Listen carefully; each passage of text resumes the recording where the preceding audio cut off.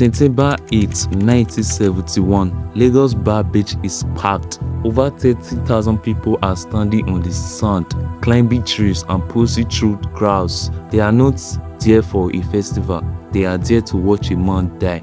His name was Ishola Oyenusi, but to the world, he was simply the doctor. He never went to medical school, but he operated on banks with a precision that terrified the nation. How did a high school dropout become a celebrity robber?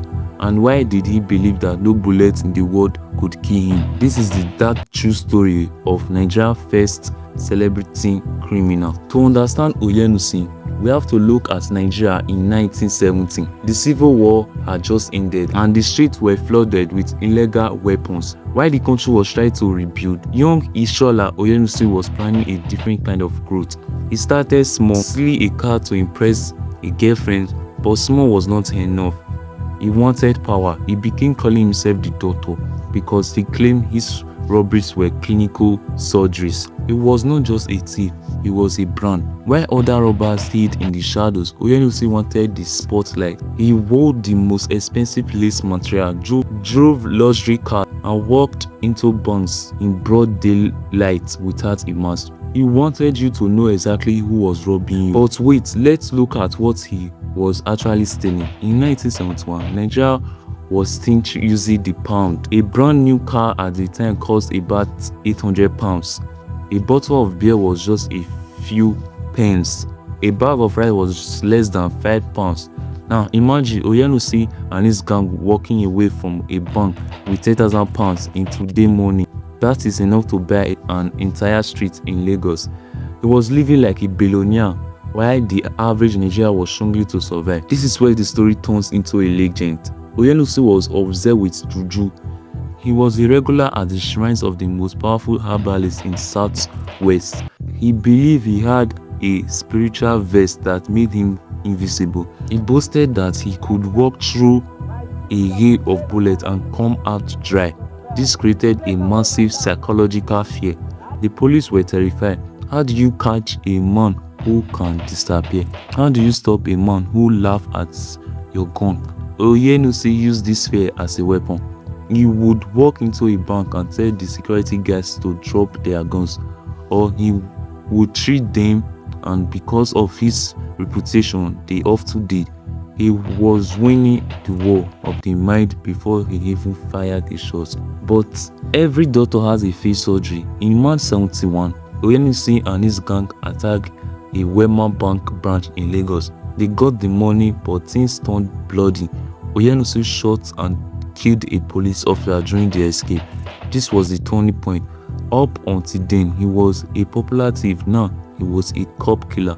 The government under Yakubu Gowon was embarrassed. They had just passed the robbery and firearms decree, which made armed robbery a death penalty offense.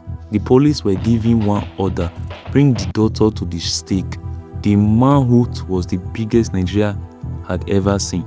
Every street in Lagos was being watched. Every informant was being accused. The invisibility was about to tasted. The end came not with a bang, but with a sting operation. The police cornered Oyenusi and his gang. When he was caught, the mind started to fall apart. He did not disappear. He did not turn into a cat. He was just a man in handcuffs. But even in the cell, he was still the doctor. During his trial, he was the star of the show. He chatted with journalists. He posed for photos. He joked with the judge. When he was sentenced to death, he did not flinch. He told the court he had enjoyed his life and had no regrets. He still believed that on the day of the execution, his charms would save him. He told his followers to watch the bar beach, that the doctor would show them one last trick. The day of the execution, it was a national holiday in Lagos. Thousands of people flocked to Bar Beach. Oyenusi was laid out dressed in a clean dark suit. He looked like he was going to a wedding. He smiled at the crowd. He laughed at the soldier. He was tied to wounded pole, but his head was held high. A priest offered him a final prayer, but Oyenusi just laughed. He was waiting for the water to appear. The commander gave the order, load him. The volume of the bullet hit him. In a split second, the doctor was gone. He did not disappear. The bullet did not turn to water. He died just like any other man. The might was officially there. Oyenusi was a man who had the intelligence to be a real doctor, but he chose to be a surgeon of death. His story is a reminder that crime might pay for a season, but the ending is always a Monday stick and a cold bullet.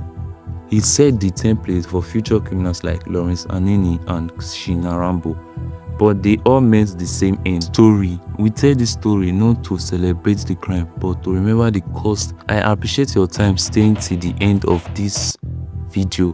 Don't forget to like this video and subscribe to Vito TV. Tell us in the comments, was Oyenusi a hero or a monster? God bless you all.